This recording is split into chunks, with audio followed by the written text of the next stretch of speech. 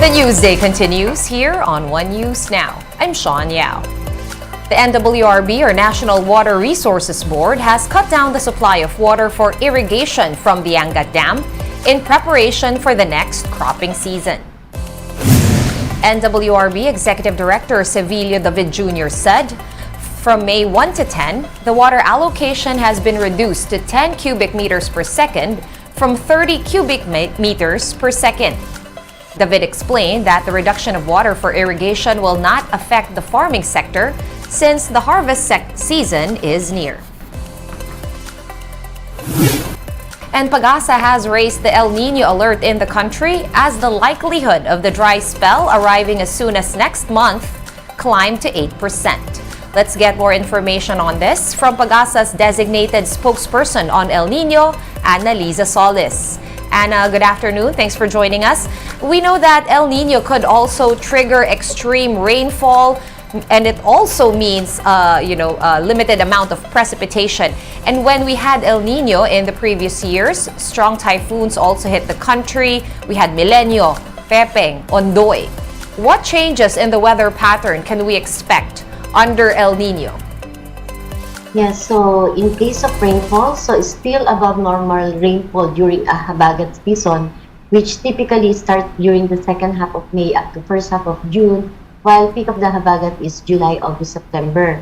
When this El Nino develops, which is around 80% to start at around June, July, August, we could experience what we call seasonal reversal of El Nino rainfall during our habagat season. That would mean we could experience more rainfall. Sometimes heavy rainfall events persist. This could lead to floods and landslides over highly vulnerable areas. And this may be due to the combined effects of tropical cyclones that could enhance our monsoon rains. So these are applicable for areas in Western Luzon area. We call this climate type 1, which have distinct wet and dry season. While other areas in Visayas and Mindanao, they might receive below normal rainfall that may lead to dry spell or drought. All right, Miss Anna, we also heard from Pag-asa, I think just a few days ago, that Mindanao would be the most impacted by this looming El Nino this year. Can you explain to us why Mindanao? Yes. Why is that so?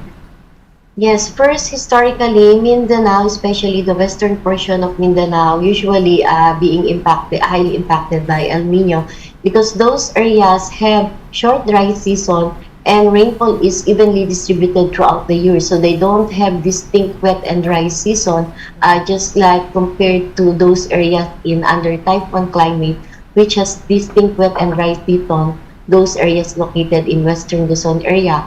While others, those areas in the eastern portion of our country, receive much rainfall during our amihan season or northeast monsoon. And those areas in western Mindanao, they usually not being visited by tropical cyclones as well as the monsoon rains. So that's why Mindanao area mostly stricken by El Nino. All right. Anna, can you explain to us El Nino and its relationship with droughts? Normally, when we talk about El Nino, we think about no rains at mainit. So can you talk us through the interrelation of drought and why are we fearing drought? And is it fair for everyone, especially the farming sector, to expect a dry spell? El Nino doesn't always mean drought or no rains at all. So it just increases the probability of having below normal rainfall that could lead to dry spell and drought. So meaning, may ulan pa rin po tayo. And there are some potential risks of having that kind of heavy rainfall events during habagat, less rainfall that might lead to dry spell and drought, and above normal temperature as some of the primary hazards of El Nino that could lead to some secondary hazards and that could impact the agriculture, the food security, the energy, the health, and the water resources sector. Those are mostly sectors that could be affected by those impact of El Nino. All right. Another thing, of course, that we are all worried about, Anna, is the heat. It's been really hot already. Mhm. How will El Nino affect, the heat index or the heat that we are feeling? Should we expect humidity to go up? Well, right now we are only experiencing the warm and dry season months. So El Nino impact is not still in effect. So we could experience the effect of El Nino of having above normal temperature in the next dry season. So wala pa po yung El Nino to now. It's still ENSO neutral condition. And what we experience right now is the warm and dry season wherein most of our countries receive less rainfall during this month. Right, just to clarify, Miss Anna, the El Nino is projected to last at least until the first quarter of 2024. So pasok doon yung tag-init next year. Mararamdaman ba natin early next year itong init na dagdag na dala ng El Nino? Yes, you are right, Ms. Sean. So we could experience or feel the effect of El Nino of having above normal temperature sa next dry season, which is definitely mostly during El Nino. Those years could be one of the warmest years in our record. Historically, most of our warmest years on record happens during El Nino years. So this might be one of the warmest temperature natin that we could experience maybe next year if this El Nino will linger up to next dry season. All right, moving on to another topic very quickly, Anna. There is a low pressure area somewhere around Mindanao currently. How is this weather system going to progress? Are you seeing it dissipating or developing into a cyclone? Right now, in terms of 3 p.m. today, the low pressure area was estimated on available data in the vicinity of Tanjay City, Negros Oriental, and it is embedded along the intertropical convergence zone that could affect southern Luzon, Visayas, and Mindanao. So right now, in terms of forecast, so we can need to have this update later in the afternoon at 5 p.m. today. So we will give you the latest update at 5 p.m. for the latest development about this low pressure area, if this could develop into a tropical cyclone. All right, thank you so much for explaining to us everything related to the El Nino. Pag-asa's designated spokesperson on El Nino, Annalisa Solis. Thank you, ma'am. We have more stories after this quick break. Keep it here on One News.